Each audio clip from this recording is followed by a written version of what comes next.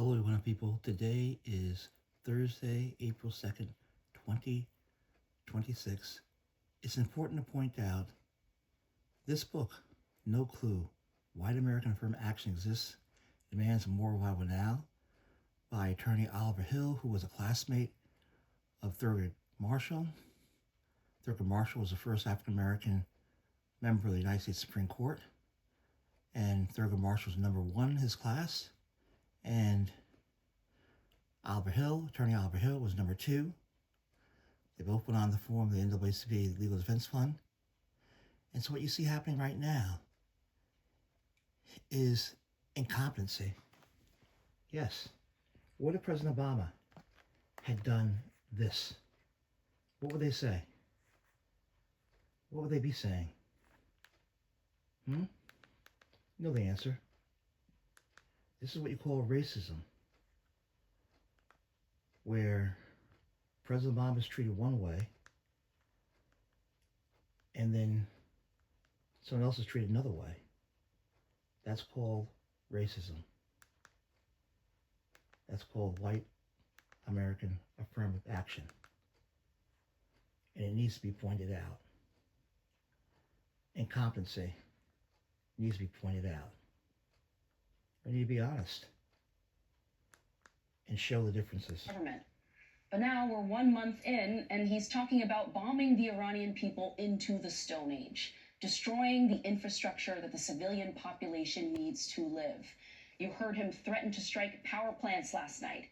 He's also threatened to blow up oil refineries and desalination plants. And today on social media, he posted video of a bridge being blown up, saying, quote, "The biggest bridge in Iran comes tumbling down, never to be used again, much more to follow." It's almost as if he does not care about the Iranian people or their struggles on the ground at all. Patrick Murphy served as Undersecretary of the Army and was the first Iraq War veteran elected to Congress from Pennsylvania. Trita Parsi is the co-founder and executive vice president of the Quincy Institute. They both join me now. Great to have you guys. Patrick, I'll start with you. We've now had about 24 hours to digest Trump's speech from last night.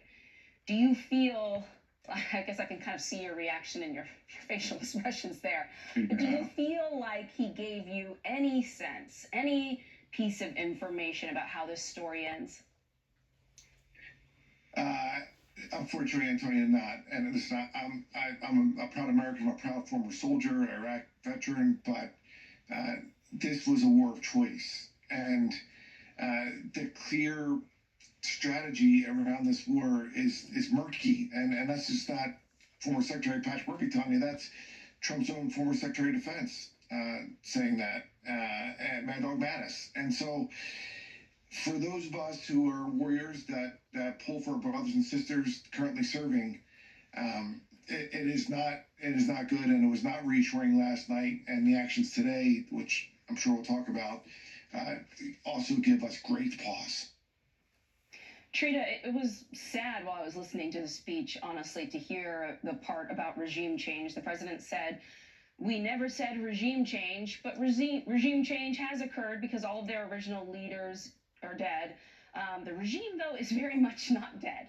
Some would say even more hardliners are now in its place. And the core, the philosophy, the spirit of that regime is very much intact. I'm curious, how are Iranians in America, in the rest of the diaspora, processing all of this right now? We had many of them on our air in the lead up to this war, saying that they had hopes, they had a belief that President Trump was actually going to free them, to attempt to bring democracy, to truly topple this government. Do people feel burned at this point? Certainly, and I think it's also important to point out that the people who were favoring military action for the purpose of regime change were never the majority in the Iranian American community. And a recent poll came out just a day or so ago from the National Iranian American Council that showed that 2/3 of the Iranian American community is opposed to this war. For those who were trying to convince themselves or the others in the Iranian American community that this would lead to the fall of the regime and that Donald Trump and Israel would actually bring that about, I think it was at best a level of criminal naivety. Criminal naivete. I also need to ask you about this news tonight. Hegseth removing the Army's top general. Army Chief of Staff General Randy George. Patrick, what does this signal to you in the middle of a chaotic war? We do not understand what the end game here is, what the objectives are. There've been a few, and of course, with the looming prospect of boots on the ground, to have this person removed from his post. Yeah, Antonia, they say history doesn't repeat, but it sure as heck rhymes. And this is exactly what then President Bush did before the Iraq War with then Chief of Staff of the Army, Eric Shinseki. Why? Because General Shinseki went to Congress and said, hey, if we go into Iraq, we need several 100,000 troops. The very next day, the Deputy Secretary of Defense, Paul Wolfowitz, they said, the general, he's wildly off the mark. Let's be clear, Antonia. The military, we have civilian leadership over the military for a reason. Absolutely. But those who, like people like General George, those in the military, take a blood oath to our Constitution. They don't go on bend knee, the political leaders. They support and defend the Constitution against all enemies, foreign and domestic, and they give their best military advice. And that military advice, as those of us who have served, folks like me who've taught at West Point, we understand that when you're trying to do regime change and to put boots in the ground, we already have 50,000 troops in that region. We'll put another 7,000 Marines, my former unit, the 82nd Airborne Division, to send them into harm's way for a war of choice. When we've already lost 13 American troops, over 300 American troops wounded in action, thousands of Iranians killed.